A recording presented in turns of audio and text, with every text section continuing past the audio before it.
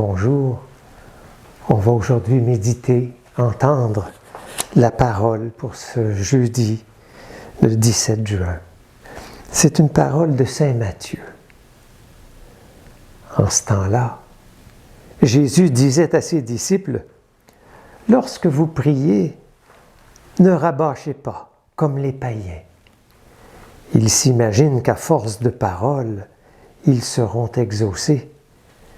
Ne les imitez donc pas, car votre Père sait de quoi vous avez besoin, avant même que vous l'ayez demandé. Vous donc, priez ainsi. Notre Père qui es aux cieux, que ton nom soit sanctifié, que ton règne vienne, que ta volonté soit faite sur la terre comme au ciel. Donne-nous aujourd'hui notre pain de ce jour. Remets-nous nos dettes, comme nous-mêmes nous remettons leurs dettes à nos débiteurs. Et ne nous laisse pas entrer en tentation, mais délivre-nous du mal. Car si vous pardonnez aux hommes leurs fautes, votre Père céleste vous pardonnera aussi. Mais si vous ne pardonnez pas aux hommes, votre Père non plus ne pardonnera pas vos fautes. » Alléluia, Alléluia, Alléluia, Alléluia. Gloire à toi, Seigneur. Cette semaine, nous lisons Saint Matthieu. Et Matthieu présente 3 chapitres où Jésus enseigne. Dans le texte qu'on vient de lire, il est dit « Jésus disait à ses disciples ». Mais en fait, au début des 3 chapitres, Matthieu dit « Jésus regarde la foule et ses disciples se rapprochent de lui et il les enseignait ». On n'est pas très clair à qui Jésus parle, mais ça semble qu'il parle à cette foule et à ses disciples. C'est comme une parole qui passe à travers ceux qui sont proches de lui et s'adresse à toute une foule, et une foule de personnes en besoin, qui demandent, qui sont souffrants, qui ont été amenés là par leur famille. Et donc nous, aujourd'hui, en relisant ce texte, c'est bien de se situer un peu comme ces disciples, nous sommes proches de Jésus, nous allons entendre sa parole, mais aussi nous sommes en présence de tout un peuple, de notre région, de notre communauté, et aussi être attentif à ces personnes qui seraient en besoin, qui aimeraient être soulagées. Donc Jésus dit, il nous parle aujourd'hui de la prière. Dans tous les enseignements qu'il a donnés, il a parlé de tous les éléments de la vie quotidienne, les conflits, la vie de couple, la violence, comment l'accueillir, tous ces éléments-là, Jésus les a abordés. Et maintenant, il veut nous enseigner comment prier. Et c'est très beau, il nous donne une prière. On va être très attentif. Il commence en disant, quand vous priez, ne rabâchez pas comme les païens.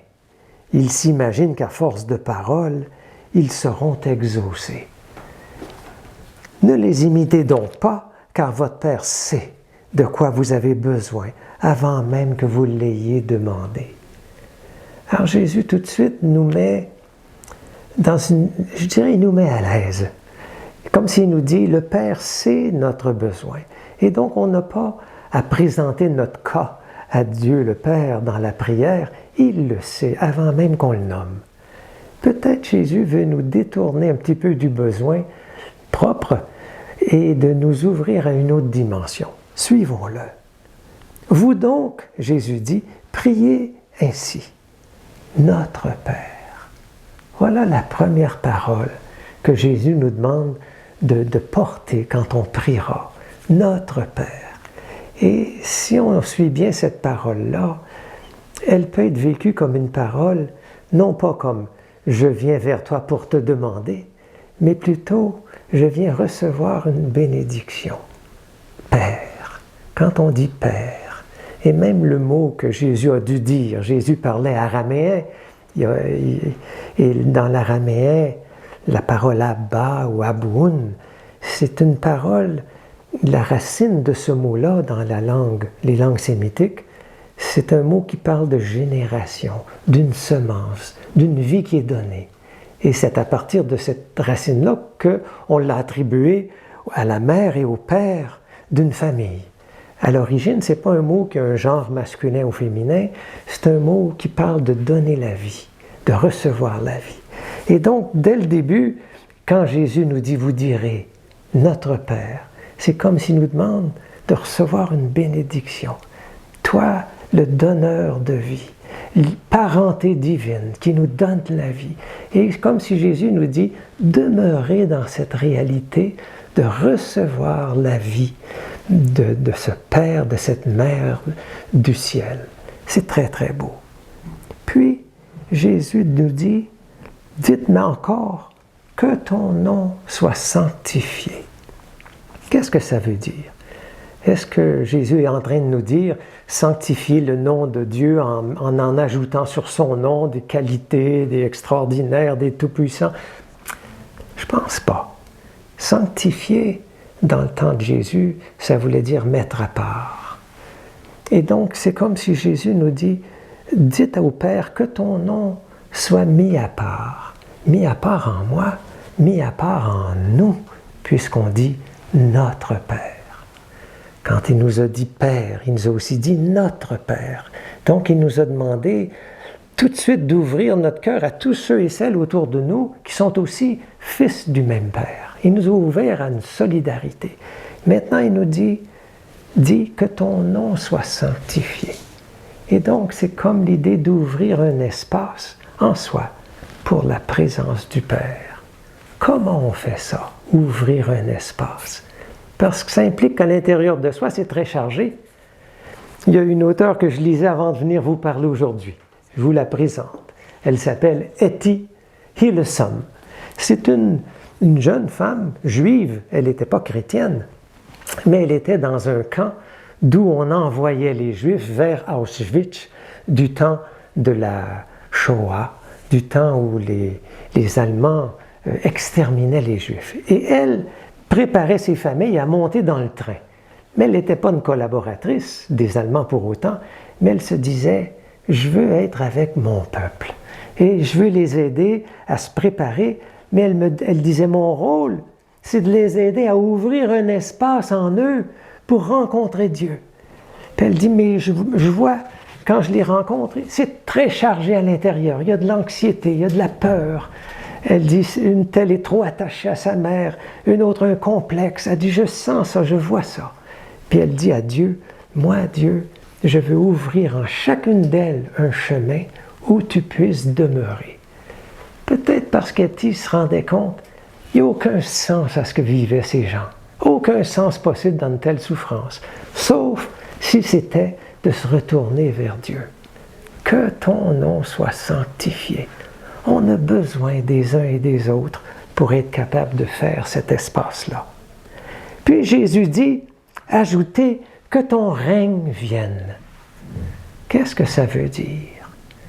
Rappelez-vous, Jésus est devant une foule de personnes qui subissent toutes sortes de maux.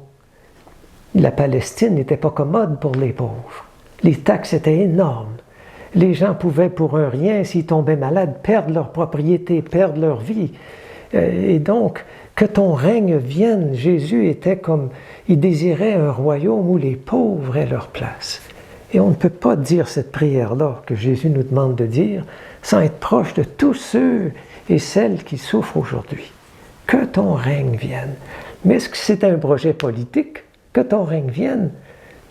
Dans les évangiles qu'on lit aussi récemment dans Saint Marc, Marc dit le royaume, le règne de Dieu, c'est comme un semeur qui sème. Et le grain qui est planté et qui germe grandit jour et nuit, quel que soit, même si le semeur dort. Et donc, c'est pas une approche politique violente. Elle est politique, mais elle n'est pas violente. C'est une approche où que ton règne vienne veut presque dire j'ai fait de la place pour toi, Dieu, et la semence que tu mets dans mon cœur, je veux qu'elle grandisse pour le bien de tous, avec le temps qu'il faudra, pas par des actions violentes, mais avec une solidarité de tous, pas uniquement pour moi. Puis Jésus nous dit, ajoute ceci, que ta volonté soit faite sur la terre comme au ciel. Ça fait peur parfois de dire que ta volonté. Beaucoup de gens ont peur de Dieu à cause de ça. Qu'est-ce qu'il va m'enlever? Qu'est-ce qu'il veut? Est-ce qu'il va me retirer des choses que j'aime? Est-ce qu'il va me demander des sacrifices au-delà de ce que je peux? Et quand on regarde bien que ta volonté soit faite, quand on entend ce mot-là dans la langue de Jésus, dans l'araméen, il semble que le seul mot araméen qui pouvait correspondre, c'est un mot qui parle de plaisir, qui parle de désir. C'est comme plutôt que ton désir soit fait, Père, que ce que Jésus veut qu'on dise. Pas comme ta volonté qui s'impose, mais que ton désir. Et vous rappelez-vous, quand Jésus parle du désir de Dieu dans Saint Jean, il nous dit que le désir de Dieu, la joie de Dieu, c'est qu'on porte beaucoup de fruits. Voilà la joie de Dieu. Et donc, quand on dit, que ta volonté soit faite, c'est comme si on dit que ta joie soit faite, Père, et donc que je porte du fruit. Un fruit, aide-moi à porter le fruit que moi aussi je désire porter. Puis Jésus dit, là, demandez ceci. Donne-nous aujourd'hui notre pain de ce jour. C'est maintenant que Jésus donne place à cette demande, mais il le donne, donne-nous.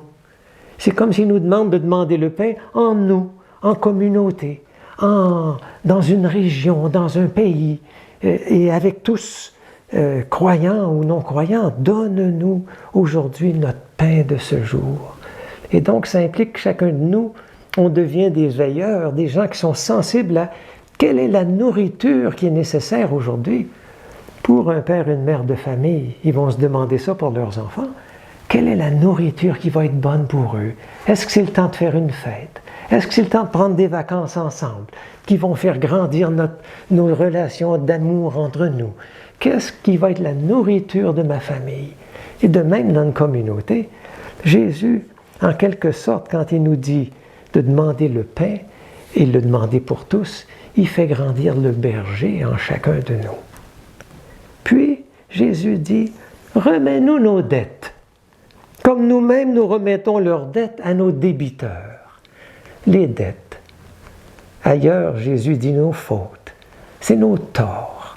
Ça implique que Jésus nous fait voir qu'en plus on va se rapprocher du Père, probablement on va se connaître mieux, on va reconnaître nos torts. Et le tort, qui va nous les enlever? Qui va nous enlever la culpabilité? Dieu seul peut retirer cette culpabilité, ou si quelqu'un me pardonne, il va me soulager. Mais si je ne peux plus requérir le pardon de quelqu'un, qui va m'enlever la culpabilité? C'est ça notre besoin de salut. Et Jésus nous dit, donne ça à ton Père. Dis-lui, enlève mon tort, enlève la culpabilité. Et il nous demande d'être conséquents. Pas comme une condition, mais comme une conséquence, comme une authenticité. Toi aussi, fais de même. Pardonne. Entre dans le chemin du pardon. Et Jésus a encore dit, et tu vas demander au Père, ne nous laisse pas entrer en tentation, mais délivre-nous du mal. Dans la langue de Jésus, le mot qui dit le mal, c'est aussi le mot qui dit un fruit qui n'est pas mûr, qui n'est pas bon. Et donc c'est un peu comme le mauvais. Libère-nous du mauvais. Mais le mauvais, c'est en quelque sorte l'immaturité. De ne pas arriver à la maturité. On peut s'arrêter dans l'immaturité. On peut rester dans le monde de l'apparence.